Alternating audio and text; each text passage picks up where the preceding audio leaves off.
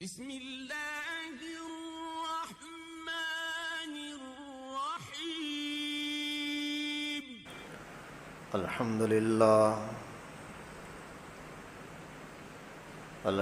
للہ الذی خلق كل شیء بقدر الذی امات كل شیء وحشر وغفر ذنوب المستغفرین لا سیما بسحر والصلاة والسلام علی خیر البشر محمد المصطفى وعلى آلہ الأطہر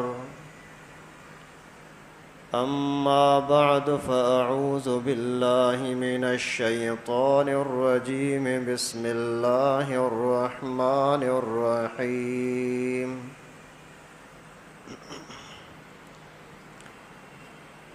اقرأ باسم ربک الذی خلق خلق الإنسان من علق اقرأ وربك الأكرم الذي علم بالقلم علم الإنسان ما لم يعلم صدق الله العلي العظيم وقد قال النبي صلى الله عليه وسلم انما بعثت معلما او کما قال النبی صلی اللہ علیہ وسلم۔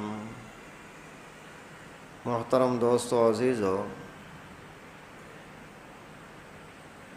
میری محترمہ ماؤں اور بہنوں بیٹیوں،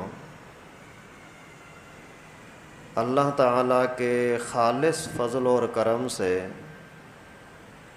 سیرت النبی صلی اللہ علیہ وسلم کا سلسلہ اپنی بشری طاقت کے مطابق شروع کیا ہے اور چل رہا ہے۔ اللہ کے نبی صلی اللہ علیہ وسلم سرور کائنات آقائے دو جہان علیہ الصلاۃ والسلام قریش کے خاندان میں پیدا ہوئے، بنو ہاشم کا خاندان، عبد المطلب کے شان والا گھرانہ، عبداللہ جیسا حسین جمیل خوبصورت انسان، ان کے گھر میں سیدہ آمنہ رضی اللہ تعالی عنہا کے بیٹے، پھر حلم والی حلیمہ کا دودھ، بنو سعد کے سعادت والے قبیلے کے اندر پرورش، پھر اللہ کے نبی صلی اللہ علیہ وسلم کی ابتدائی کرامتیں اور برکتیں، پھر شق صدر، سینے کا چاک کر کے اور دل کا دھونا، پھر پیغمبر کریم صلی اللہ علیہ وسلم کی بحیرہ راہب کے ساتھ جرجیس کے ساتھ ملاقات، حلف الفضول، حرب الفجار، نستورہ کے ساتھ ملاقات، سیدہ ام المومنین خدیجۃ الکبریٰ رضی اللہ تعالیٰ عنہا کے ساتھ شادی، پھر آگے کعبۃ اللہ کی تعمیر، یہاں تک کافی حد تک تفصیل کے ساتھ آپ کے سامنے باتیں عرض رکھیں۔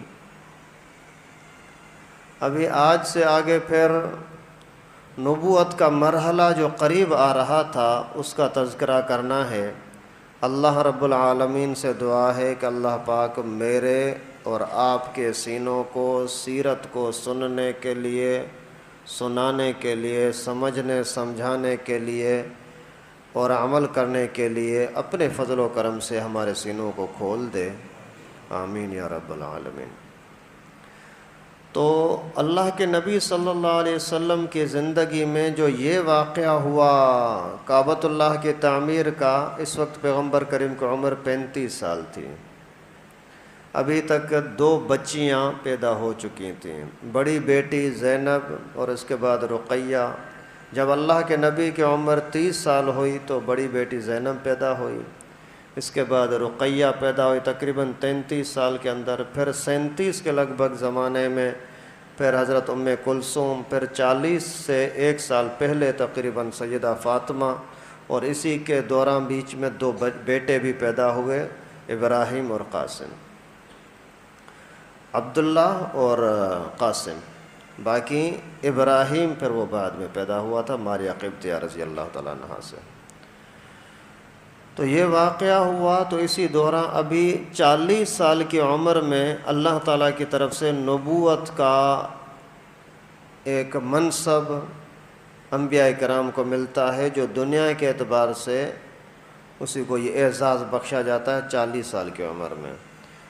اور پیغمبر کریم صلی اللہ علیہ وسلم نے فرمایا کہ میری نبوت کی شروعات رؤیا صالحہ سے ہوئی، یعنی اچھے اچھے خواب مجھے دکھائے جاتے جن کے ذریعے سے میری تربیت کی جاتی تھی کہ ابھی آپ کے اوپر ایک عظیم اللہ تعالیٰ کی نعمت کا اعزاز ملنے والا ہے۔ کبھی میں دیکھتا ہوں کہ میری طرف کوئی نور آتا ہے، آتے آتے آتے میرے جسم کے اندر چلا جاتا ہے۔ کبھی دیکھتا ہوں کہ میرے اندر سے نور پھوٹ کر نکلتا ہے اور پورے جہان میں پھیل جاتا ہے۔ کبھی دیکھتا ہوں کہ سارے لوگ میرے پاس آ رہے ہیں اور میرا ہی بات کی طرف، میری بات ماننے کی طرف اور اس کو قبول کرنے کے لیے آ رہے ہیں۔ اس طرح کے خواب میں نے دیکھنا شروع کیے۔ انبیاء کرام کے، نبیوں کے خواب بھی وحی ہوتے ہیں، سچے ہوتے ہیں۔ حضرت ابراہیم علیہ السلام نے جو بیٹے کو، حضرت اسماعیل کو ذبح کرنے کے لیے گئے تھے، تو وہ بھی خواب میں حکم ہوا تھا کہ اللہ رب العالمین نے فرمایا کہ بیٹے کو ذبح کر۔ پھر بیٹے سے فرمایا یا بنی انی اری فی المنام انی اذبحک، بیٹا میں نے دیکھا ہے کہ آپ کو ذبح کر رہا ہوں۔ خیر، نبیوں کا خواب سچا ہوتا ہے، باقی امت کا خواب، اس کے بارے میں بھی اللہ کے نبی نے فرمایا کہ نبوت کا 46واں حصہ ہوتا ہے۔ مطلب بہت سارے خواب ایسے ہوتے ہیں جن کے ذریعے سے اللہ تعالیٰ امت کو، عام لوگوں کو بھی ان کی رہنمائی فرماتے ہیں۔ جیسے استخارہ ہے، یہ حدیث شریف میں آتا ہے کہ استخارہ کرنے والا کبھی شرمندہ نہیں ہوتا۔ کیوں؟ کہ استخارے کی معنی ہوتی ہے اللہ تعالیٰ کے ساتھ مشورہ کرنا۔ آج کل جو ہم زیادہ تر پریشان ہوتے ہیں، اس وجہ سے ہم اپنے آپ کو، اپنے دماغ کو سب کچھ سمجھ بیٹھتے ہیں، پھر بھٹک جاتے ہیں۔ حالانکہ آج بھی اللہ تعالیٰ کے ساتھ مشورہ کرنے کا، ملاقات کرنے کا آسان یہ طریقہ ہے، ایک نماز، دوسرا استخارہ۔ نماز بھی اللہ تعالیٰ کے ساتھ ملاقات، استخارے میں بھی یہی ہوتا ہے کہ آدمی دعا کر کے سو جائے سنت کے مطابق، وہی استخارے کا طریقہ، وہ پھر کسی اور موقع پر بتاؤں گا۔ اصل مقصد سیرت ہے۔ تو استخارے کے اندر کچھ نہ کچھ اللہ تعالیٰ کی طرف سے اس کی رہنمائی کی جاتی ہے، اور اکثر زیادہ تر صبح کے ٹائم پر کے خواب سچے ہوتے ہیں، اور سورج نکلنے کے ٹائم پر سے لے کر کے 8-9 بجے تک کے ٹائم میں جتنے بھی خواب نظر آتے ہیں زیادہ تر جھوٹے اور غلط ہوتے ہیں۔ دن کے خواب ویسے بھی کہ زیادہ کوئی قابل اعتماد نہیں ہوتے، لیکن صبح کے ٹائم پر سورج طلوع ہونے سے لے کر کے 8-9 بجے تک کے خواب یقیناً جھوٹے ہوتے ہیں۔ اور ایک عورت آئی پیغمبر کریم کے پاس، عرض کیا کہ اللہ کے رسول، میں نے خواب دیکھا ہے، بہت برا خواب دیکھا ہے۔ کیا؟ بولو تو صحیح۔ کہ اللہ کے نبی، مجھے بتاتے ہوئے بھی عجیب لگ رہا ہے، بتاؤ تو صحیح کیا بات ہے۔ میں نے دیکھا ہے کہ آپ کے جسم کا ٹکڑا یا جگر کا ٹکڑا آپ سے کٹ کر کے فاطمہ کے پاس گیا، آپ کی بیٹی کے پاس۔ فاطمہ سے پھر وہ جسم کا ٹکڑا کٹ کر کے میرے پاس آ گیا۔ اللہ کے نبی، پتہ نہیں کیا ہوگا، آپ کا جسم کٹ گیا۔ پیغمبر کریم صلی اللہ علیہ وسلم نے فرمایا کہ یہ تو بڑا برکت والا خواب ہے۔ فاطمہ میرا جسم کا ٹکڑا ہے، میری بچی ہے، وہ میرے جسم سے نکلی ہے، پھر وہ میری بچی، پھر اسی کے جسم کا ٹکڑا یعنی حسین، اس کا بیٹا، وہ پھر تیرے گود میں آئے گا اور تو اس کو کھلائے گی پلائے گی۔ خواب کیا تھا اور یہاں سے اس کا تعبیر کیا نکلا۔ اچھے خوابوں کے ذریعے سے رسول اللہ صلی اللہ علیہ وسلم کی نبوت کے لیے تیاری کرائی جا رہی تھی اور ایک راستہ بنایا جا رہا تھا۔ اس امت کا ایک عجیب، بہت بڑا معبر ہے تعبیر والا، علامہ ابن سیرین۔ ان کے پاس ایک بندہ آیا، حضرت میں نے دیکھا ہے کہ میرے بستر کے پاس چارپائی کے نیچے آگ جل رہی ہے۔ تو حضرت نے تعبیر دیا کہ تجھے بہت سارا مال ملے گا، بیٹا ملے گا، اولاد ملے گی۔ پھر کچھ زمانے کے بعد پھر ایک بندہ آیا، بالکل یہی خواب سنایا، حضرت میں نے خواب دیکھا ہے کہ میرے گھر میں میرے بستر کے نیچے چارپائی کے نیچے آگ جل رہی ہے۔ حضرت نے فرمایا کہ تیرے گھر میں آگ لگے گی، جلدی نکل گھر سے۔ حیران ہو کر کے پوچھنے لگے، بھائی اس کو آپ نے اور تعبیر بتایا کہ مجھے اور بتا رہے ہو، کیوں؟ حضرت نے فرمایا کہ وہ موسم اور تھی، یہ موسم اور ہے۔ وہ سردی کی موسم تھی، سردی کے موسم میں آگ کو لوگ پسند کرتے ہیں، اور یہ گرمی کی موسم ہے، گرمی میں آدمی آگ سے بھاگتا ہے، یہ نقصان دہ ہے۔ تو خوابوں کے ذریعے سے بھی اللہ تعالیٰ کی طرف سے ایک راستہ برکت اور خوشخبریاں بھی دی جاتی ہیں۔ پیغمبر کریم صلی اللہ علیہ وسلم کو اسی خوابوں کے بعد پھر خلوت پسند آنے لگی، میں تنہا بیٹھوں۔ پھر پیغمبر کریم صلی اللہ علیہ وسلم نے گھر والی کے ساتھ بی بی خدیجۃ الکبریٰ کے ساتھ مشورہ کیا، اور تقریباً 3-4 میل، 3.5 سے 4 میل دور غار حرا پہاڑ ہے، اس کا نام ہے جبل نور، اور اسی کے اوپر ہی یہ ہے غار حرا ہے۔ اسی غار کے اندر جا کر کے اللہ کے نبی صلی اللہ علیہ وسلم بیٹھتے، عبادت کرتے۔ کیا عبادت کرتے؟ ذکر و اذکار کرتے، جو کوئی بھی اللہ تعالیٰ کو کہ دل میں بات ڈالتے وہی ذکر وغیرہ کرتے رہتے۔ اور یہاں کا چونکہ شرک کا ماحول تھا، برائی کا ماحول تھا، اس ماحول سے بچ کر کے چھپ کر بیٹھنا یہی بہت بڑی عبادت ہے نا۔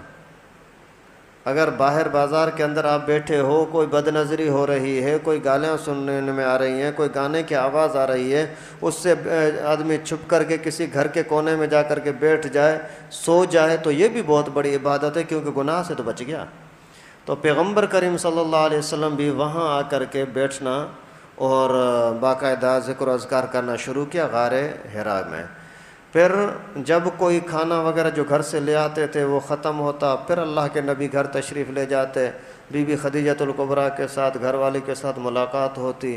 اس کے بعد پھر کچھ ستو، کچھ کھجوریں، پانی لے کر کے وہی پھر پہاڑ کے اوپر چڑھ جاتے۔ بڑا خطرناک پہاڑ ہے، آج تک وہاں سامنے جو جنگل ہے، جنگل کے اندر عجیب قسم کے درندے ہوتے ہیں، لیکن اللہ تعالیٰ کی عبادت کے لیے، گناہوں سے بچنے کے لیے، اپنے آپ کو بچانے کے لیے وہاں جا کر کے تشریف فرما ہوتے تھے۔ آج بھی وہاں جاؤ گے نا تو یہ روڈ کے کناروں پر عربی میں بورڈ لگے ہوتے ہیں، ان میں لکھا ہوتا ہے کہ یہاں درندوں کے آنے جانے کا راستہ ہے، گاڑیوں کو آہستہ نہ کرو۔ آج بھی خطرہ ہے، اس کے باوجود اللہ کے نبی صلی اللہ علیہ وسلم اس زمانے میں جاتے تھے۔ خیر ایسا سلسلہ چلتا رہا۔ ایک موقع پر حضرت جبرائیل علیہ السلام تشریف لائے، اور اللہ کے نبی صلی اللہ علیہ وسلم کو آ کر کے گلے لگا کر کے اور فرمایا کہ اقرأ، آپ پڑھیں۔ اللہ کے نبی صلی اللہ علیہ وسلم نے فرمایا ما انا بقارئ، میں پڑھا تو لکھا نہیں ہوں۔ اس نے گلے لگایا، پھر دبوچا، بہت زیادہ دبوچا، یہاں تک کہ پیغمبر کریم فرماتے ہیں اتنا زور دیا تھا کہ میں سمجھ رہا تھا کہ ابھی شاید مر جاؤں گا۔ پھر تیسری مرتبہ ایسا ہوا، پھر فرمایا کہ پڑھ، تو میں نے پڑھنا شروع کر دیا۔ یہی 5 آیتیں جو میں نے شروع میں تلاوت کی، اقرأ بسم ربک الذی خلق۔ اور اس کے بعد جیسے ہی میں یہاں سے اترا اور واپس آنے لگا تو مجھے پھر جبرائیل اپنی اصل شکل کے اندر بھی نظر آیا۔ یہاں تو انسانی شکل میں آیا، گلے لگایا، اور جیسے باہر اترا تو پھر اس کی اصل شکل نظر آئی، جو سینکڑوں یا ہزاروں پر تھے اسی کو۔ اس کے پاؤں کے پنجے زمین پر ہوتے، اور اس کی چونچ وہ آسمان پر، دائیں طرف سے پر مشرق میں تو یہ مغرب میں، اتنا پورے خلا کو چھایا ہوا تھا۔ تو مجھے اور خوف محسوس ہوا کہ پتہ نہیں یہ کیا ہو رہا ہے۔ تو مجھے کپ کپی سی ہونے لگی، پریشانی ہونے لگی، بخار چڑھ گیا کہ پتہ نہیں کیا ہو رہا ہے، میرے ساتھ کیا ہونا ہے، کیونکہ اللہ کے نبی صلی اللہ علیہ وسلم نے کسی کے پاس کوئی تعلیم پڑھی تو نہیں تھی، انبیاء کرام کے واقعات سنے تو نہیں تھے، اور اسی طریقے سے اللہ تعالیٰ نے دنیا کے اعتبار سے کوئی پیغمبر کریم کا استاد بنایا ہی نہیں تھا، نبی پاک کو اللہ تعالیٰ نے امی بنایا تھا، یعنی جو دنیا میں اس کا کوئی استاد ہو ہی نہ، ڈائریکٹ استاد اللہ تعالیٰ ہیں، حضرت جبرائیل ہیں۔ اللہ کے نبی صلی اللہ علیہ وسلم نے فرمایا کہ میں جیسے ہی آنے لگا تو راستے کے اندر دیکھتا ہوں کہ مجھے سلام کی آوازیں آ رہی ہیں، السلام علیکہ یا محمد، السلام علیکہ یا رسول اللہ، السلام علیکہ یا نبی اللہ۔ میں ادھر ادھر دیکھتا ہوں، کوئی نظر نہیں آتا۔ ایک مرتبہ جیسے سلام کی آواز آئی تو میں نے غور کر کے دیکھا تو پتھر سے آواز آ رہی ہے، پتھر بھی اللہ کے نبی صلی اللہ علیہ وسلم کو سلام کر رہے ہیں۔ پھر تھوڑا آگے گیا تو پھر سامنے سے کوئی آواز ہے اوپر سے، میں نے ادھر ادھر دیکھا، کوئی نظر ہی نہیں آ رہا۔ آخر پھر جو غور کیا تو پھر ایک درخت سے آواز آ رہی تھی، السلام علیکم یا محمد۔ اللہ کے نبی صلی اللہ علیہ وسلم واپس تشریف لائے۔ اچھا، یہ وقت کتنا تھا، عمر کیا تھی؟ مہینہ تھا ربیع الاول کا، اور عمر تھی 40 سال اور 1 دن، کچھ علماء نے 10 دن کا بتلایا ہے۔ 40 کے اندر اللہ تعالیٰ نے بڑی برکت رکھی ہوتی ہے، 40 کا عدد، ہر نبی کو نبوت دی 40 سال کے اندر۔ اور اسی طریقے سے پیٹ کے اندر جو بچہ ہوتا ہے وہ بھی 40 دنوں کے اندر تبدیلی ہوتی ہے، پہلے وہی قطرہ ہے، پھر وہ خون بن گیا، پھر گوشت کا لوتھڑا بن گیا، پھر اعضاء بن گئے، یہ 40 دن کے وقفے سے۔ اسی وجہ سے علماء نے یہ چلہ تبلیغ وغیرہ کے اندر چلے کی بات کی ہے کہ چلے کے اندر آدمی اچھی طرح سے اپنی اصلاح کر سکتا ہے، زندگی کے تبدیلی کے لیے بہت اہم وقت ہے 40 دن کا۔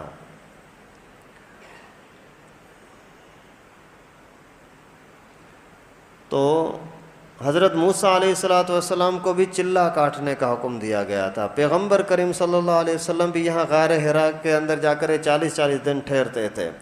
تو 40 کے اندر اللہ تعالیٰ نے خاص ایک برکت رکھی ہے۔ خیر، پھر 40 سال کی عمر ہوئی تو نبوت ملی۔ ابھی مہینہ کون سا تھا اس کے بارے میں تھوڑی سی تفصیل سمجھ لو۔ پیغمبر کریم صلی اللہ علیہ وسلم کی ولادت کون سے مہینے میں ہوئی تھی؟ ربیع الاول میں۔ 40 سال اور ایک دن، یہ بھی تب ہوگا جب ربیع الاول ہی کا مہینہ ہو۔ اگر 8 ربیع الاول کو پیغمبر کریم کی ولادت ہے تو 9 ربیع الاول کو قرآن نازل ہوا۔ اگر 12 ربیع الاول کو پیغمبر کریم کی ولادت ہے تو 13 ربیع الاول کو قرآن نازل ہوا۔ یہ بات سمجھے۔ ابھی اس کی جگہ پر پھر قرآن پاک پر تھوڑی سی نظر کریں تو قرآن کہتا ہے کہ شہر رمضان الذی انزل فیہ القرآن، رمضان کے مہینے میں قرآن نازل ہوا ہے، رمضان کے مہینے میں قرآن نازل ہوا۔ انا انزلناہ فی لیلۃ القدر وما ادراک ما لیلۃ القدر لیلۃ القدر خیر من الف شہر، ہم نے قرآن پاک کو نازل کیا ہے لیلۃ القدر میں، اور لیلۃ القدر رمضان میں۔ ابھی یہاں سے معلوم ہوتا ہے کہ اللہ کے نبی کے اوپر قرآن پاک نازل ہونا شروع ہوا ربیع الاول میں، اور وہاں سے معلوم ہو رہا ہے کہ نازل ہوا رمضان کے اندر۔ ابھی یہاں فرق تھوڑا سا سمجھو۔ قرآن پاک میں 2 طرح کے لفظ آتے ہیں قرآن کے نازل ہونے کے، ایک تنزیل، ایک انزال۔ انا انزلناہ فی لیلۃ القدر، تو انزل، شہر رمضان الذی انزل فیہ القرآن، انزل کا لفظ آیا۔ تو انزل کی معنی ہوتی ہے کہ ایک ٹائم پر کوئی چیز اوپر سے نیچے اتار دینا، ایک مرتبہ، یہ ہوتا ہے انزل ینزل انزالا۔ تو اس کا مقصد یہ ہوا کہ لوح محفوظ سے 7ویں آسمان پر جو فرشتوں کو قرآن پاک دیا گیا وہ رمضان کے مہینے میں، پھر جو نیچے اترنا شروع ہوا اس کے لیے آتا ہے کہ تنزیل کا لفظ، انا نحن نزلنا الذکر و انا لہ لحافظون، ہم نے تھوڑا تھوڑا کر کے قرآن پاک آپ کو دیا ہے، یہی نصیحت نامہ ہے۔ ابھی جو امت کی طرف آنا شروع ہوا وہ تھوڑا تھوڑا تنزیل ہے، جو لوح محفوظ سے اتر کر کے نیچے آیا وہ انزال ہے، ایک لمحے کے اندر۔ اور اسی طرح سے علماء نے فرمایا کہ جو یہ پہلی مرتبہ حضرت جبرائیل کی پیغمبر کریم کے ساتھ ملاقات ہوئی اور نبوت ملی، رسالت بعد کی چیز ہے، جو نبوت ملی اور اقرأ بسم ربک الذی خلق کی جو آیتیں نازل ہوئیں، یہ نبوت دینے کے لیے پہلی ملاقات کے لیے تھی، جبکہ قرآن پاک کا تسلسل کے ساتھ شروع ہونا، نازل ہونا، وہ پھر وہی رمضان المبارک کے مہینے میں ہے۔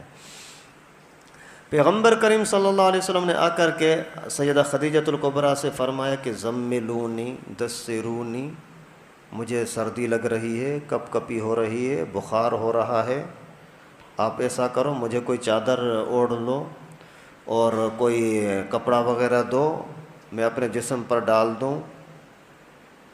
تو بی بی خدیجۃ الکبریٰ رضی اللہ تعالی عنہا نے جلدی میں یہ انتظام کیا۔ کیا ہوا؟ خیر تو ہے؟ کوئی حادثہ ہوا؟ کوئی لڑا ہے؟ کوئی لڑائی جھگڑا ہوا؟ کسی نے مارا ہے؟ اللہ کے نبی صلی اللہ علیہ وسلم نے فرمایا نہیں مجھے بس کپڑا دے دو۔ پیغمبر کریم سو گئے۔ جب تھوڑا افاقہ ہوا پھر بتلایا، خدیجہ لگتا ہے کہ میں شاید مر جاؤں گا، پہلی مرتبہ ایسا حادثہ ہوا ہے، جبرائیل ہے، اسی کا گلے لگانا، پھر اسی کا اتنی بڑی چیز کا سامنے دیکھنا۔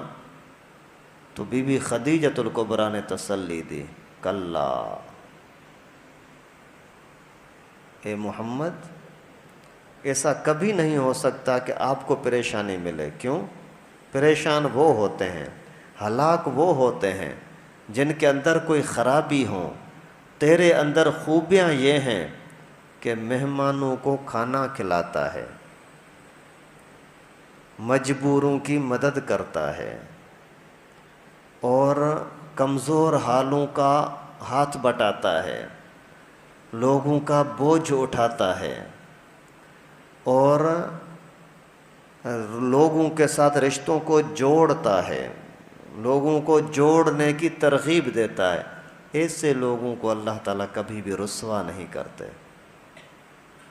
دیکھیں ام المومنین ہماری ماں بی بی خدیجہ رسول اللہ صلی اللہ علیہ وسلم کی تربیت کر رہی ہیں کہ جن لوگوں کے اندر یہ خوبیاں پائی جائیں وہ کبھی رسوا نہیں ہوتے۔ اب ان ہی الفاظ کو، امی خدیجہ کے ان الفاظ کو آج بھی تھوڑا سا سوچ کر دیکھیں۔ جس محلے کے اندر کوئی بندہ ایسا ہو، سارے لوگ اس کی عزت کرتے ہیں، کوئی اس کے ساتھ دشمنی نہیں کرتا۔ آج بھی عجیب ایک نسخہ ہے عزت کمانے کا۔ پھر حضرت خدیجۃ الکبریٰ رضی اللہ تعالیٰ عنہ نے پیغمبر کریم صلی اللہ علیہ وسلم کو لے کر گئیں ورقہ ابن نوفل کے پاس۔ ورقہ اس زمانے کے اندر بہت بڑا عیسائیت کا عالم تھا، تورات بھی اچھی طرح جانتا تھا، انجیل بھی اچھی طرح سے جانتا تھا، اور پیغمبر کریم صلی اللہ علیہ وسلم کی ساری اسی نے خوبیاں بھی اپنی کتابوں میں پڑھی ہوئی تھیں۔ جیسے پیغمبر کریم ان کے پاس پہنچے تو خدیجہ نے فرمایا کہ یہ میرا گھر والا، آپ کے بھائی کا بچہ آیا ہے، اسی سے تھوڑا حال حوال تو پوچھو۔ پیغمبر کریم سے اس نے بولا کہ ہاں بولو، ابھی نابینا بھی بیچارے ہو چکے ہیں، بالکل کمزور ہیں، مرنے کا وقت قریب آ چکا ہے ورقہ کا۔ اس نے بولا کہ ہاں بولو کیا بات ہے۔ پیغمبر کریم صلی اللہ علیہ وسلم نے اس کو بتلایا کہ بات یہ ہے کہ اس طریقے سے میں نے دیکھا ہے غار کے اندر یہ۔ تو جیسے ہی اس نے سنا فوری طور پر قسم کھا کر کے کہنے لگا کہ یہ تو وہ ناموس اکبر ہے جو حضرت موسیٰ کے پاس آتے تھے، یہ وہی جبرائیل ہے جو پہلے نبیوں کے پاس آتے تھے۔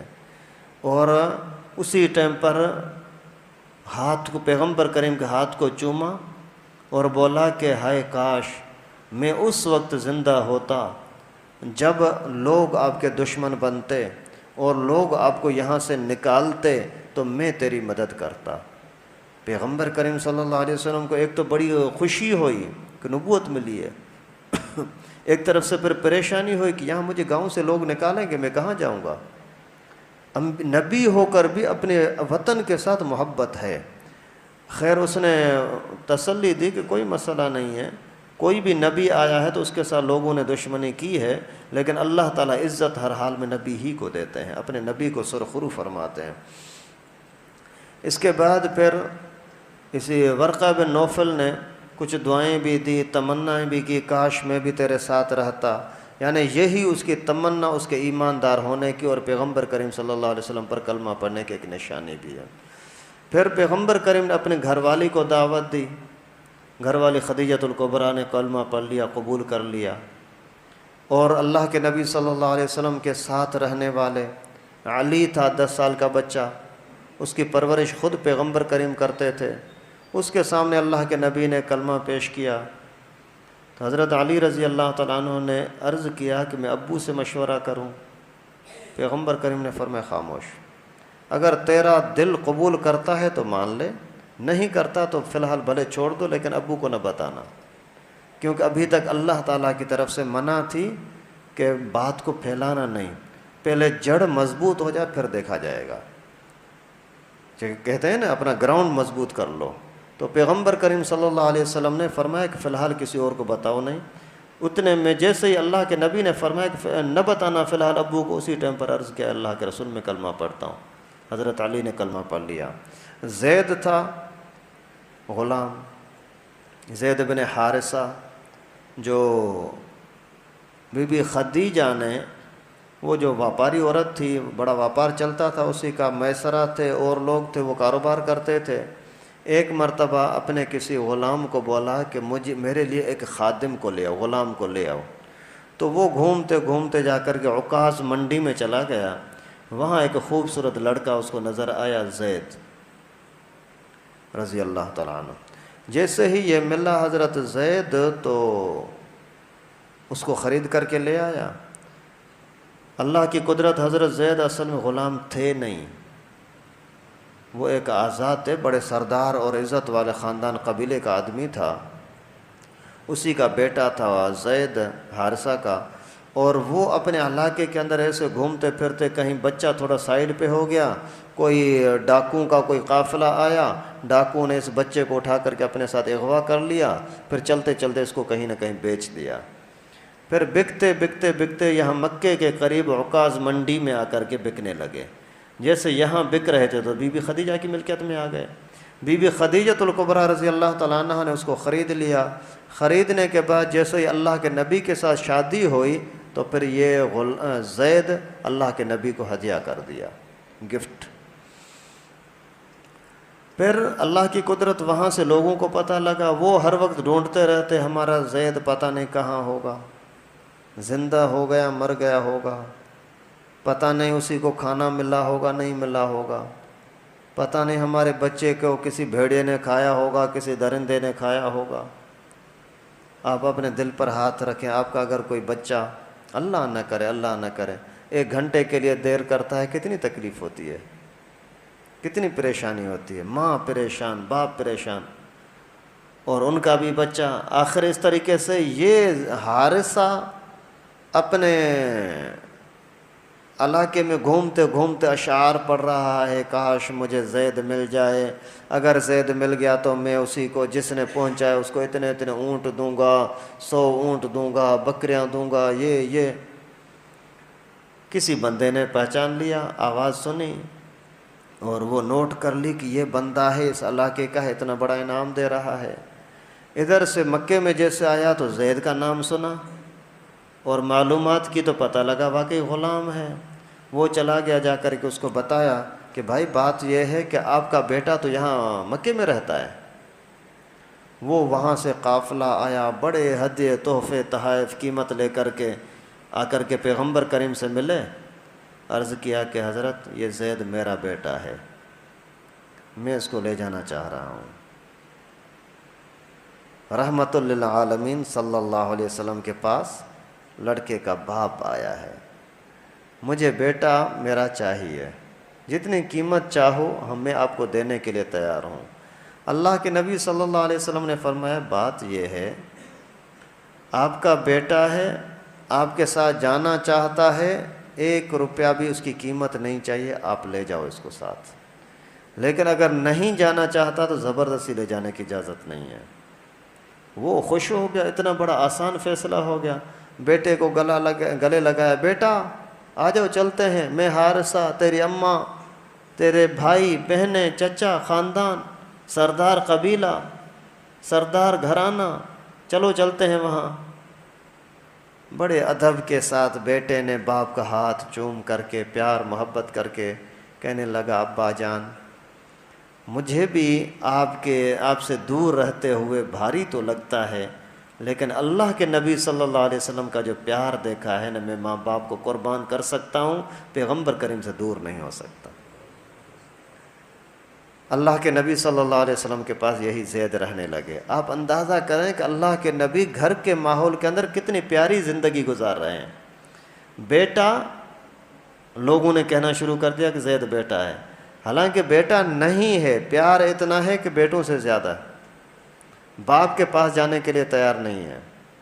اور بی بی خدیجہ، جیسے اللہ کے نبی صلی اللہ علیہ وسلم نے بتلایا کہ مجھے نبوت ملی ہے، فوری طور پر کلمہ پڑھ کر کے مسلمان ہو گئی اور خود اپنے رشتہ داروں کو پھر دعوت دینے لگی۔ یعنی گھر کے اندر رویہ اچھا ہونا چاہیے۔ آج کل ہمارا رویہ اپنے گھر والوں کے ساتھ کیا ہوتا ہے؟ گھر والے کی عزت کرنے کے لیے تیار نہیں، گھر والی کو لفٹ کرانے کے لیے تیار نہیں ہے۔ آخر کیوں؟ وہ جو مشہور ایک واقعہ آتا ہے نا، ایک عورت کا شوہر تھا بڑا نیک آدمی،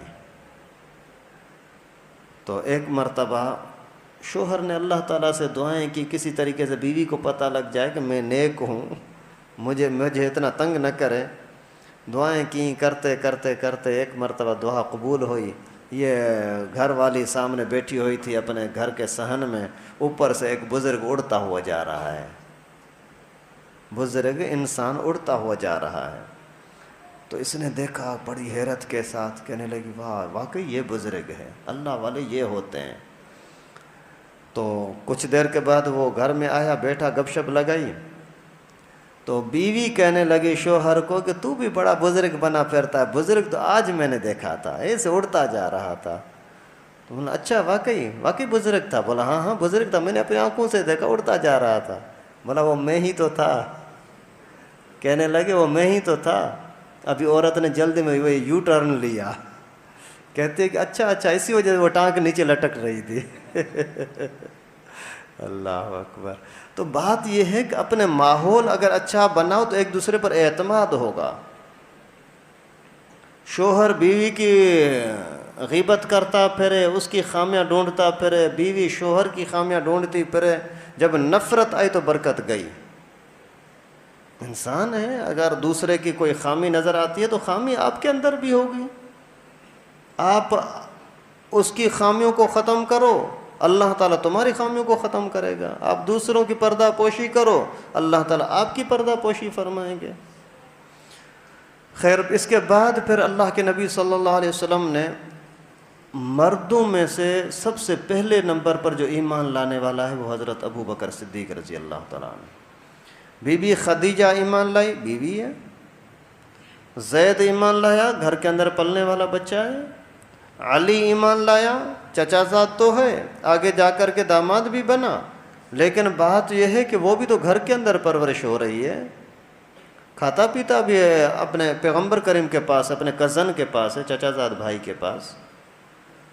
یہ اتنا بڑا کمال نہیں ہے، کمال ہے حضرت ابو بکر صدیق رضی اللہ تعالیٰ عنہ کا، جو ہر وقت پیغمبر کریم کے ساتھ بھی ہوتے تھے۔ جیسے ہی اللہ کے نبی نے ان کے سامنے کلمہ پیش کیا، بغیر کسی سوچنے کے، غور فکر کرنے کے، زندگی تک کا تجربہ ساتھ تھا کہ اللہ کے نبی صلی اللہ علیہ وسلم کبھی جھوٹ بولتے ہی نہیں ہیں، کبھی پیغمبر کریم نے جھوٹ بولا ہی نہیں ہے۔ اس وجہ سے جیسے پیغمبر کریم صلی اللہ علیہ وسلم نے بات کی، اسی ٹائم پر وہ بھی مسلمان ہو کر کے اور کلمہ پڑھ لیا الحمدللہ۔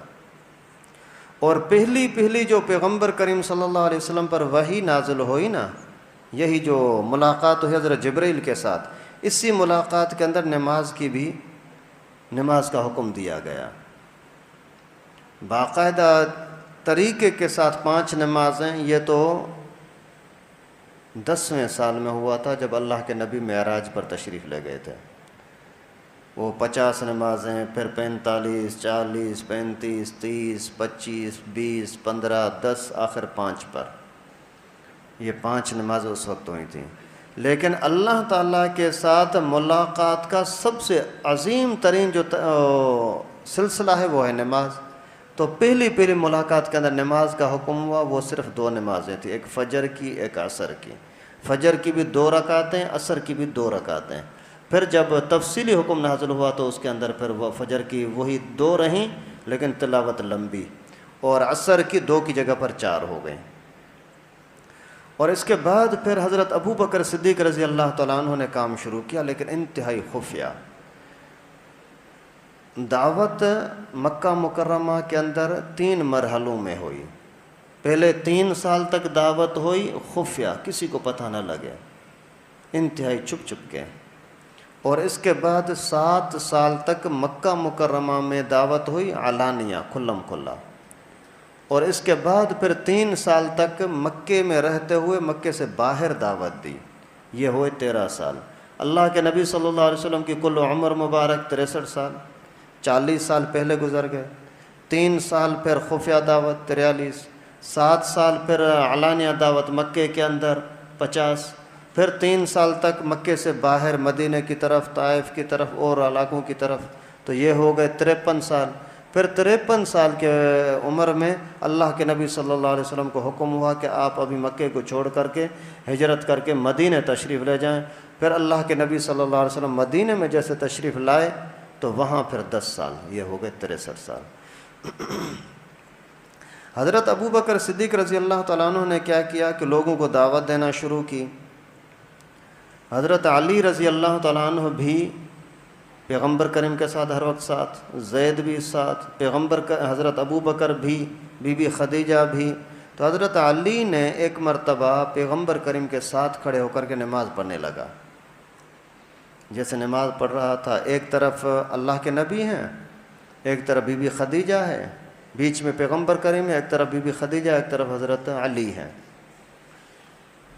تو جعفر نے دیکھا کہ جعفر حضرت علی کا بھائی، دیکھا کہ میرا بھائی علی پتہ نہیں کیا کر رہا ہے۔ جا کر کے ابو طالب کو بولا، اپنے ابو کو، کہ ابو علی کو کیا ہوا ہے؟ کبھی میں نے اس کو دیکھا کہ ہاتھ دھویا، منہ دھویا، وضو کیا، پھر گیا جا کر کے نیچے ہو رہے ہیں، اوپر ہو رہے ہیں، پتہ نہیں ہونٹ بھی ہلا رہے ہیں، کیا کر رہے ہیں؟ تو ابو طالب نے بولا کہ جعفر یہ محمد کے ساتھ ہے، اس وجہ سے محمد کسی کی بدخواہی نہیں چاہتا، ہر ایک کے ساتھ خیر خواہی چاہتا ہے، اس کو چھوڑو، جو کچھ کرتا ہے کرنے دو۔ آپ کو بھی اگر موقع ملے تو اس کا ساتھ دینا، اس کے خلاف نہ ہونا۔ ابو طالب مسلمان آخر تک بیچارہ نہیں ہوا، لیکن اپنے ایک بیٹے کو پیغمبر کریم کے حوالے کیا، علی کو، دوسرا جعفر مسلمان ہو گیا، اسی کو بھی اجازت دے دی کہ ٹھیک ہے تو بھی مسلمان ہو جا بھلے۔ اس کے بعد پھر حضرت ابو بکر صدیق رضی اللہ تعالیٰ عنہ نے جیسے دعوت دینا شروع کی اور لوگوں کو بھی، تو بہت سارے لوگ اسلام کی طرف آنے لگے۔ ان میں سے ایک تھے حضرت عثمان غنی رضی اللہ تعالیٰ عنہ۔ اللہ تعالیٰ کی قدرت، حضرت عثمان کی عمر اس وقت میں 30 سال تھی، پیغمبر کریم کی عمر 40 سال، اور حضرت ابو بکر صدیق کی 37.5 سال، اور حضرت عثمان غنی رضی اللہ تعالیٰ عنہ کی تقریباً 30 سال۔ حضرت عثمان کو جیسے ہی بتایا گیا، حضرت ابو بکر نے اپنے دوست کے ساتھ، دوستی تھی، کچہری کرتے کرتے بولا کہ ایک بات بتاؤں؟ بولا ہاں۔ تو شریف آدمی ہے، تجھے آج تک کبھی بھی شراب پیتے ہوئے کسی نے دیکھا نہیں ہے، اور لڑائی جھگڑے سے تو ویسے بھی دور رہتا ہے، اپنے کام سے کام رکھتا ہے اور تجارت وغیرہ ویاپار کرتا ہے۔ میں ایک بات بتاؤں، یہ جو ہم اس بت کو پوجتے ہیں، اس کو سجدہ کرتے ہیں، اس کو سجدہ کرتے ہیں، اس سے اچھا نہیں ہے کہ ہم ان سب کے بڑے، ان سب کو پیدا کرنے والے رب کو سجدہ کریں؟ کون؟ اللہ۔ بولا اسی کو تو ہم بھی پکارتے ہیں نا، اس کو تو سارے پکارتے ہیں۔ جب بڑی مشکل ہوتی ہے تو اسے اللہ کو پکارتے ہیں، جب ویسے چھوٹے موٹے کام ہوتے ہیں تو پھر ان کو، کبھی لات کو، کبھی منات کو، کبھی عزا کو، کبھی کسی صنم کو، کبھی کسی کو۔ تو حضرت ابو بکر صدیق رضی اللہ تعالیٰ نے بڑے پیارے انداز کے ساتھ سمجھایا کہ ایسا کرتے ہیں، سب کو چھوڑ کر اللہ کو عبادت کرتے ہیں۔ اچھا یہ تو آپ عجیب باتیں کر رہے ہو، ایسا بھی ہوتا ہے؟ حضرت عثمان غنی رضی اللہ تعالیٰ عنہ کو ایسے باتیں کرتے کرتے کرتے پیغمبر کریم کے پاس لے آئے۔ اللہ کے نبی صلی اللہ علیہ وسلم کے ساتھ جیسے ملاقات ہوئی، تھوڑی باتیں ایک دوسرے کی سنی اور اسی ٹائم پر اسلام قبول کر لیا، کلمہ پڑھ لیا۔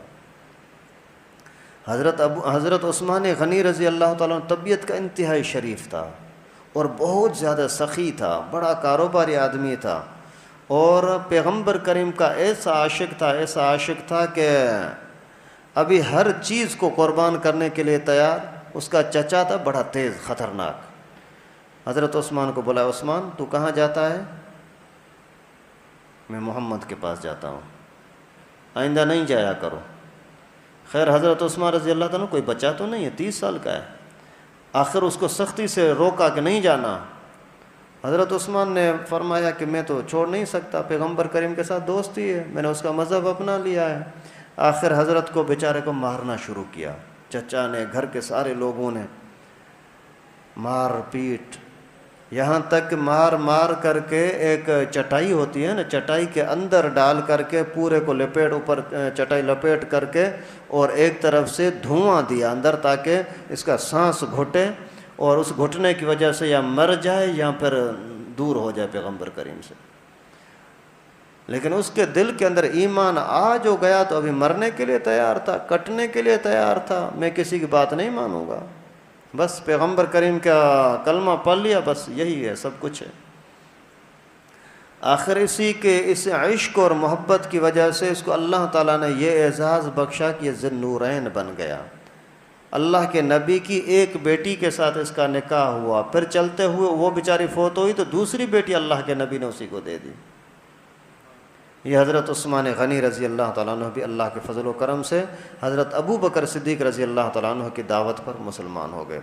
اسی طریقے سے پھر یہ سلسلہ جیسے چلتا رہا تو ایک صحابی تھا حضرت ارقم رضی اللہ تعالیٰ عنہ، اسی کو بھی دعوت دی۔ تو یہ آپس میں ایک جوڑ کے لوگ تھے، حضرت سعد بن ابو وقاص تھا، حضرت عبد الرحمن بن عوف تھا اور حضرت ارقم تھا، یہ سارے آپس میں مل جول رکھتے تھے۔ اسی وجہ سے حدیث شریف میں آتا ہے نا، الناس علی دین احبائہم، لوگ اپنے دوستوں کے دین پر ہوتے ہیں، لوگ اپنے دوستوں کے دین پر ہوتے ہیں۔ تو دوستی اچھوں کے ساتھ ہوگی تم اچھے بنو گے، برے لوگوں کے ساتھ دوستی ہوگی برے بنو گے نا۔ تو ان کے آپس میں دوستی تھی۔ حضرت ارقم رضی اللہ تعالیٰ عنہ کو جیسے ہی دعوت ملی تو اس نے بھی اسلام قبول کر لیا، الحمدللہ۔ جیسے ہی کلمہ پڑھا تو پھر اس نے خود آ کر کے عرض کیا، اللہ کے رسول، ابھی آپ کو جب نماز پڑھنی ہوتی ہے تو آپ پہاڑوں میں چلے جاتے ہیں، کبھی کہاں چلے گئے کبھی کہاں چلے گئے، میری گزارش ہے کہ میرے گھر کے اندر ایک بڑا ہال ہے، آپ اسی حال میں بیٹھیں، جو بھی آئے گا اس کی ملاقات آپ کے ساتھ کرائیں گے۔ پیغمبر کریم کو بڑی خوشی ہوئی۔ یہ صفا مروہ ہے نا، صفا کے قریب اس کا جگہ تھی، ارقم، دار ارقم۔ تو یہاں اللہ کے نبی صلی اللہ علیہ وسلم نے پھر لوگوں کا آنا جانا یہاں شروع ہوا۔ اس کے بعد پھر حضرت سعد بن ابو وقاص رضی اللہ تعالیٰ عنہ، اسی نے خواب دیکھا کہ ایک جگہ پر روشنی ہے، نور ہے، یہ اسی نور کی طرف جا رہا ہے اور اس کا باپ اسی نور سے پیچھے کھینچ رہا ہے۔ تو پھر صبح کو جیسے ہی یہ اٹھا نیند سے تو اس کی ملاقات ہوئی حضرت ابو بکر صدیق رضی اللہ تعالیٰ عنہ سے۔ حضرت ابو بکر نے فرمایا، سعادہ خیر تو ہے، پریشان سا لگ رہا ہے۔ بولتا ہے، ہاں بات سمجھ نہیں آ رہی، رات کو میں نے عجیب خواب دیکھا ہے، ابھی کیا کروں۔ تو حضرت سعد رضی اللہ تعالیٰ عنہ نے فرمایا، ابھی ایسا کرو، آپ کو لے چلتا ہوں پیغمبر کریم کے پاس، جا کر کے ملاقات کرو۔ جیسے ہی حضرت سعد بن ابو وقاص رضی اللہ تعالیٰ عنہ آئے، پیغمبر کریم کے ساتھ ملاقات کی، چہرے کا روب اور چمک اور نبوت کا نور دیکھا، اسی ٹائم پر اس نے بھی کلمہ پڑھ لیا۔ سبحان اللہ، کلمہ پڑھنا بہت بڑی عظیم نعمت ہے۔ حضرت علی سے روایت ہے کہ میں 100 کافروں کو قتل کروں، اس میں اتنی خوشی نہیں ہے جتنی ایک بندے کو کلمہ پڑھوں، اس میں خوشی ہوتی ہے۔ اس وجہ سے آپ بھی اگر کلمے کی محنت کرو، کوئی مرد ہو عورت ہو، اپنی سہیلی کو اگر آپ دین کی طرف کھینچ کر کے لے آؤ، کلمہ پڑھانا یا پھر دینی مسائل سکھانا، اگر اسی چیز کے اندر آپ کامیاب ہو گئے نا، یہ بہت بڑی عظیم عبادت ہے۔ جہاد سے بڑی عبادت ہے کہ آپ کسی کو دینداری کی طرف لے آؤ۔ اور یہ سعد بن ابو وقاص وہ عظیم صحابی، یہ بھی کاروباری آدمی تھا لیکن بڑے اور تھے، اس وجہ سے اس کی کوئی خاندان کے اندر یعنی سردار گھرانے کا تو، یا سردار نہیں، مالدار گھرانے کا تو تھا، لیکن خود مال کا مالک نہیں تھا، یعنی فی الحال غریب ہی تھا سمجھو۔ تو آگے جا کر کے اللہ تعالیٰ نے اس کو یہ اعزاز بخشا کہ کسریٰ کے جو محل کو جو توڑنے والا، اسی کو پر غلبہ پانے والا، یہی حضرت سعد رضی اللہ تعالیٰ عنہ ہوتا۔ اور پیغمبر کریم کے عشق میں، نماز میں اور دین میں اتنا تو آگے چلے گئے، جب کسریٰ کے محل پر قبضہ کیا نا، اسی ٹائم پر بتوں کو توڑ کر کے اور اعلان کیا کہ ابھی کسریٰ کے محل کا صحن یہ نماز کے لیے وقف ہے، مسجد بنا دی۔ حضرت سعد رضی اللہ تعالیٰ عنہ بھی اللہ تعالیٰ کے فضل و کرم سے مسلمان ہو گئے۔ اسی طرح سے پھر عبد الرحمن بن عوف رضی اللہ تعالیٰ عنہ، یہ اس کا اصل میں نام تھا عبد عمر یا عبد الکعبہ، یہ بھی کاروباری آدمی، وہی سارے آپ کو بتایا کہ سارے آپس میں دوست تھے، دوستی کے اندر ایک دوسرے کو کھینچ کر کے لا رہے تھے تبلیغ کی طرف، اسی پیغمبر کریم صلی اللہ علیہ وسلم کی طرف۔ ایک مرتبہ پھر ایسا ہوا کہ عمار اور صہیب یہ دونوں آپس میں دوست ہیں۔ ایک مرتبہ چلتے چلتے یہ دار ارقم کے قریب سے گزرے، لوگ بھی ادھر ادھر آ رہے ہیں جا رہے ہیں، تو عمار نے صہیب کو بولا، صہیب رومی کو، صہیب کیا مشورہ ہے، چلیں اندر چلیں؟ تو صہیب نے ادھر ادھر دیکھ کر کے بولا آپ کی کیا مرضی ہے؟ بولا چلتے ہیں۔ دونوں جیسے اندر چلے آئے رسول اللہ صلی اللہ علیہ وسلم کے پاس، وہیں تھوڑی بہت بات چیت ہوئی۔ اللہ کے نبی آپ کس چیز کی دعوت دے رہے ہیں؟ میں اللہ تعالیٰ کو ایک ماننے کی دعوت دے رہا ہوں، اللہ تعالیٰ کے برابر کسی کو نہ سمجھو، عبادت صرف اللہ ایک ہی کی کرو۔ اس طرح سے جو باتیں کی تو حضرت عمار اور صہیب دونوں مسلمان ہو گئے الحمدللہ۔ صہیب بیچارے کے اوپر پھر لوگوں نے بہت بڑا ظلم کرنا شروع کیا، کیونکہ یہ روم کے تھے، یہاں کے تھے نہیں، مسافر آدمی تھے، پھر اس وجہ سے بہت زیادہ اس پر ظلم کرتے رہے۔ عمار نے کیا کیا، کچہری کرنے کے بعد، ملاقات کے بعد اپنے گھر میں جیسے تشریف لے گئے تو یاسر نے پوچھا اپنے ابو نے، عمار آج تھوڑی تیری طبیعت عجیب لگ رہی ہے۔ ماں نے پوچھا، سمیہ نے، عمار کیا ہے، خیر تو ہے؟ بولا کہ اللہ کے امی ابو میں تو مسلمان ہو گیا ہوں، پیغمبر کریم کے ساتھ دوستی کر کے آیا ہوں، ابھی اسی کے مذہب پر ہوں، اس کے دین پر ہوں۔ اچھا وہ کیا باتیں کرتے ہیں؟ پیغمبر کریم صلی اللہ علیہ وسلم کی جیسے کچھ باتیں انہوں نے بتائیں تو وہ بھی دونوں اسی ٹائم پر مسلمان ہو گئے، لیکن گھرانہ غریب تھا، اس وجہ سے بہت زیادہ پھر ظالموں نے، ابو جہل نے، عتبے نے اور عتیبہ نے، امیہ بن خلف نے، ان ظالموں نے آ کر کے اس پر ظلم کرنا شروع کیا۔ آخر بہت زیادہ ظلم کرتے کرتے حضرت عمار کی امی کو، بی بی حضرت یاسر کے گھر والی کو آخر ظالموں نے شہید کر دیا۔ وہی جو روایتوں میں آتا ہے، باقاعدہ تیر مار کر کے اور 2 ٹکڑے کر دیا ظالم نے۔ اللہ تعالیٰ ان کی یہ قربانی اپنی بارگاہ میں قبول فرمائے۔ اسی طرح سے پھر ایک صحابی تھا عمر ابن عبسہ رضی اللہ تعالیٰ عنہ۔ عمر ابن عبسہ یہ یہاں کا نہیں تھا، باہر کا بندہ تھا، لیکن اپنے طور پر تلاش میں تھا کہ مجھے دین کا راستہ مل جائے، اللہ کا راستہ مل جائے۔ تو ایسے گھومتے گھومتے چلتے چلتے مکے میں پہنچے، یہاں بھی لوگوں کا ماحول عجیب دیکھا، تو دار ارقم کا کسی نے اس کو راستہ بتا دیا، آگے دار ارقم کے اندر رسول اللہ صلی اللہ علیہ وسلم کے ساتھ ملاقات ہوئی، اور ملاقات کے اندر کچھ تھوڑے بہت سوال جواب کیے اور الحمدللہ مسلمان ہو گیا۔ جیسے ہی کلمہ پڑھ لیا مسلمان ہو، اسی ٹائم پر عرض کیا کہ اللہ کے رسول میں ابھی باہر جا کر کے اعلان کرتا ہوں، زندگی موت کا مالک تو اللہ ہے نا۔ اللہ کے نبی صلی اللہ علیہ وسلم نے فرمایا ابھی اللہ تعالیٰ نے مجھے منع کیا ہے، ابھی کھلم کھلا دعوت کی اجازت نہیں ہے، پھر میں کیا کروں؟ اللہ کے نبی صلی اللہ علیہ وسلم نے فرمایا کہ ابھی آپ ایسا کرو، یہ کچھ ذکر و اذکار، نماز کا طریقہ، وضو کا طریقہ اس کو سکھایا، ادب اخلاق، اور فرمایا کہ اپنے گاؤں چلے جاؤ، وہاں جا کر کے اسی طرح سے اگر قریبی دوست ہیں تو ان کو دعوت دو، ورنہ چھوڑ دو۔ یہ بھی اللہ کے فضل و کرم سے مسلمان ہو کر کے اپنے علاقے میں جا کر کے تبلیغی بن گیا اور دین کا پیغام آگے پہنچانے لگا۔ اور اس کا نام کیا بتایا میں نے آپ کو؟ عمر ابن عبسہ رضی اللہ تعالیٰ عنہ۔ یہاں سکھر سے جو راستہ شکارپور کی طرف جاتا ہے، یہاں راستے کے اندر اسی بزرگ کی قبر ہے، حضرت عمر بن عباس رضی اللہ تعالیٰ عنہ کی۔ ہمارا ارادہ ہے انشاءاللہ اس کے ساتھ گاڑی والے کے ساتھ بات بھی کی ہے، ابھی جو رائے ونڈ جائیں گے انشاءاللہ تو اسی سکھر میں اسٹاپ کریں گے باقاعدہ انشاءاللہ، اور وہاں حضرت کے پاس حاضری دے کر کے دعائیں کر کے پھر انشاءاللہ آگے رائے ونڈ کی طرف جائیں گے۔ اللہ تعالیٰ ان بزرگوں کی یہ محنتیں اپنی بارگاہ میں قبول فرمائے۔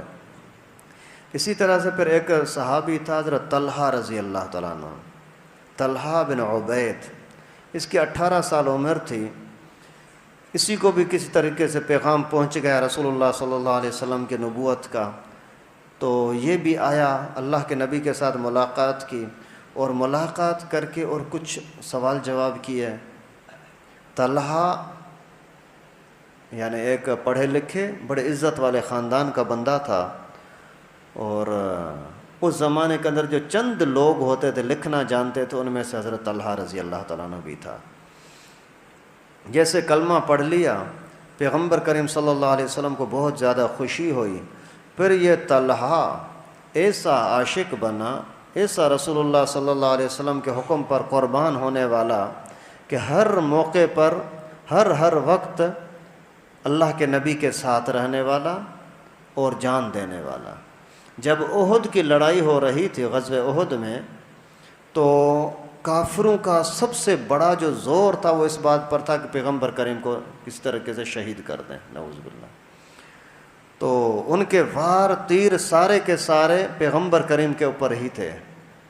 حضرت طلحہ رضی اللہ تعالیٰ عنہ نے آ کر کے پیغمبر کریم جیسے یہاں بیٹھے ہیں، اوپر سے کھڑے ہو کر کے چھتری کی طرح پر کھڑے ہو گئے، تیروں پر تیر لگتے رہے۔ ایک ہی اسی جنگ کے اندر 70 تیر لگے تھے حضرت طلحہ رضی اللہ تعالیٰ عنہ کو، لیکن اپنے آپ کو قربان کرنے کے لیے تیار رہا۔ اللہ کے نبی صلی اللہ علیہ وسلم تک کوئی آنچ آنے نہیں دی۔ یہ طلحہ، ایسے عاشق لوگ رسول اللہ صلی اللہ علیہ وسلم کو اللہ تعالیٰ نے اسی خفیہ دعوت کے اندر عطا فرمائے۔ اسی طریقے سے پھر حضرت عامر ابن فہیرہ رضی اللہ تعالیٰ عنہ، یہ ساری بات بھائی خفیہ دعوت کی، ابھی تک عام دعوت نہیں ہوئی۔ عام دعوت کا پھر انشاءاللہ بعد میں یہ موقع مناسبت سے وہ چلے گا سلسلہ۔ تو عامر حضرت ابو بکر صدیق رضی اللہ تعالیٰ عنہ کا غلام تھا۔ حضرت ابو بکر نے اس کو فرمایا کہ عامر، میں مسلمان ہو گیا ہوں، یہ بتوں سے مجھے نفرت ہے، تیرا بھی اگر دل مانے تو مسلمان ہو جا۔ عامر رضی اللہ تعالیٰ عنہ نے فرمایا ٹھیک ہے، مجھے قبول ہے۔ یہ وہی عامر ہے جب رسول اللہ صلی اللہ علیہ وسلم ہجرت کر کے آگے تشریف لے جا رہے تھے مدینہ کی طرف، تو غار ثور میں جو کھانا پہنچانے کے لیے بی بی اسما آتی تھی، تو جانور چرانے والا، جانوروں کے بہانے اوپر سامان لانے والا یہی عامر رضی اللہ تعالیٰ عنہ تھا۔ اسی نے بھی اسلام قبول کر لیا الحمدللہ۔ اسی طریقے سے پھر حضرت خباب بن ارت رضی اللہ تعالیٰ عنہ، حضرت خباب تمیمی ہیں، تمیم قبیلے کے، پھر بنو خزاعہ کے پاس غلام رہے، اس وجہ سے اس کو خزائی بھی بولتے ہیں، تمیمی بھی بولتے ہیں۔ یہ وہ بزرگ صحابی جیسے پیغمبر کریم کے ساتھ ملاقات ہوئی، کلمہ پڑھ لیا، مسلمان ہوا، لیکن جیسے ہی ظالموں کو پتہ لگا تو اس کے اوپر بہت زیادہ ظلم کیا، بہت زیادہ، یہاں تک کہ اس بیچارے کو انگاروں پر، آگ پر بھی لٹایا گیا۔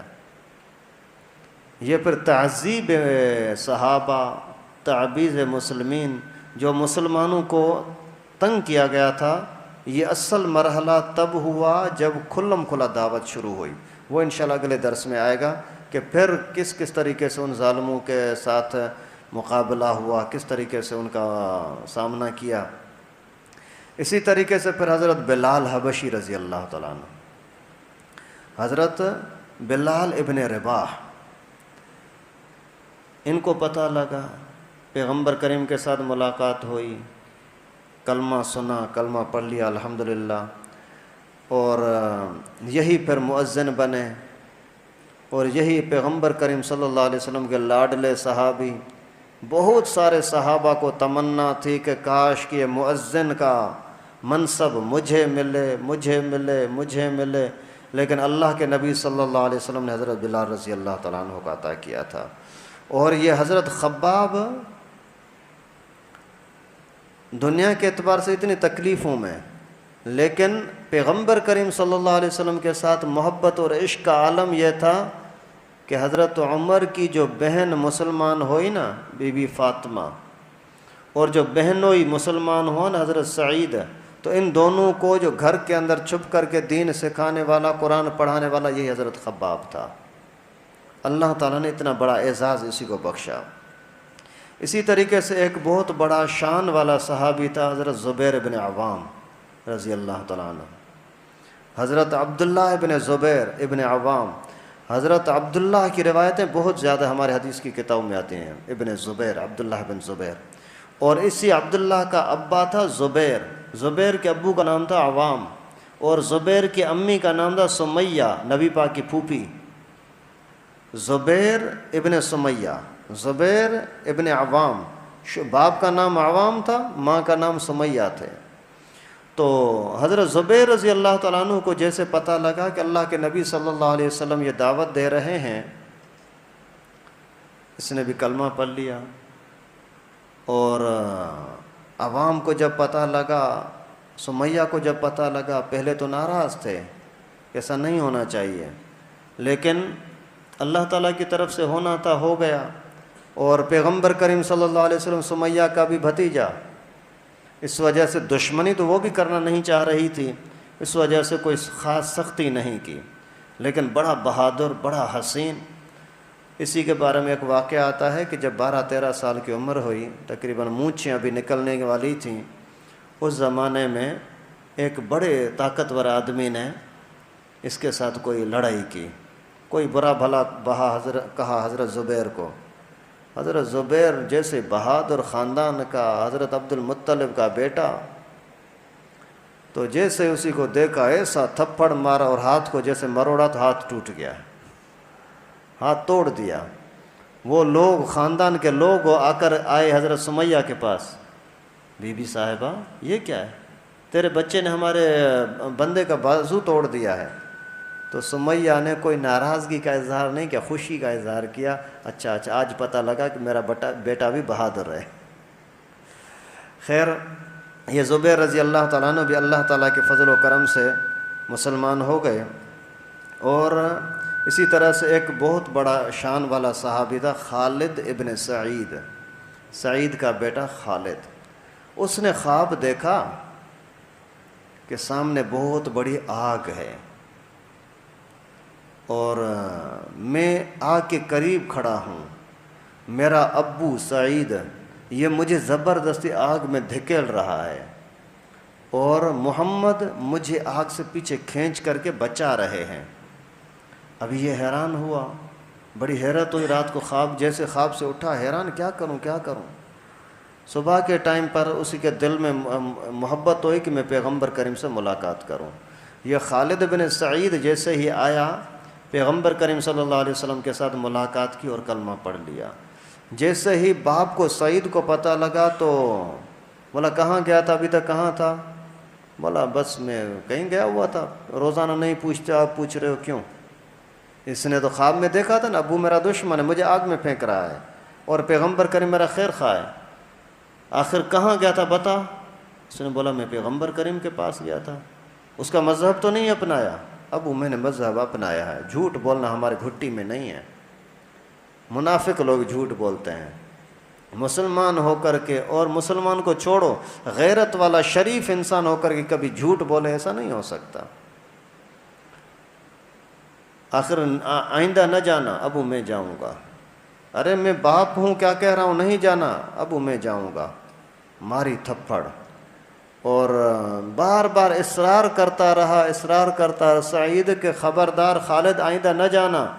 حضرت خالد رضی اللہ تعالیٰ عنہ فرماتے رہے کہ میں جاؤں گا۔ آخر مار کر کے لاٹھیوں کے ساتھ اس کا سر پھوڑ دیا، خون بہایا بیٹے کا کہ خبردار تو نہ جا۔ بیٹا اسی ضد پر رہا کہ میں اللہ کے نبی صلی اللہ علیہ وسلم کو چھوڑنے کے لیے تیار نہیں ہوں۔ آخر خواب جو دیکھا تھا، خود اللہ تعالیٰ کی طرف سے اس کی رہنمائی کی گئی، اگر تو پیغمبر کریم کے ساتھ جڑ جائے گا تو تیرے لیے بھلا ہے، اور اگر تو اللہ کے نبی صلی اللہ علیہ وسلم کو چھوڑے گا تو پھر تیرے لیے تباہی ہو سکتی ہے۔ آخر ایسے عالم کے اندر وہ پٹائی بھی ہوتی رہی، مار پیٹ ملتی رہی، لیکن رسول اللہ صلی اللہ علیہ وسلم کو اس نے چھوڑا نہیں۔ اسی طریقے سے یہ دین کا کام آگے چلنے لگا۔ یہ سارا مرحلہ تھا جو میں نے آپ کے سامنے پیش کیا خفیہ دعوت کا، جو دار ارقم کے اندر چھپ کر کے لوگ آتے تھے، وہیں عبادت بھی ہوتی تھی، اور یہاں پھر اگر باہر ہیں تو بھی کہیں پہاڑوں کی طرف چھپ کر کے جا کر کے سجدہ کرتے تھے، عبادت کرتے تھے، لیکن لوگوں کے سامنے نہیں ہوتی تھی۔ پھر جب 3 سال کے بعد اللہ تعالیٰ کی طرف سے حکم ملا کہ آپ کھلم کھلانہ اعلان کرو، تو پھر اللہ کے نبی صلی اللہ علیہ وسلم نے اعلان فرمایا۔ پھر وہی ابو لہب کا برتاؤ، نبی پاک کی دعوت، یہ پھر انشاءاللہ العزیز اگلے درس میں۔ اللہ تعالیٰ سے دعا ہے کہ اللہ پاک ہم سب کو ہمارا بیٹھنا سننا سنانا اپنی بارگاہ میں قبول فرمائے، اور ہمارے دلوں کو اللہ تبارک و تعالیٰ اسی علوم نبوت کے ساتھ، پیغمبر کریم کی سیرت کے ساتھ روشن فرمائے۔ وآخر دعوانا ان الحمد للہ۔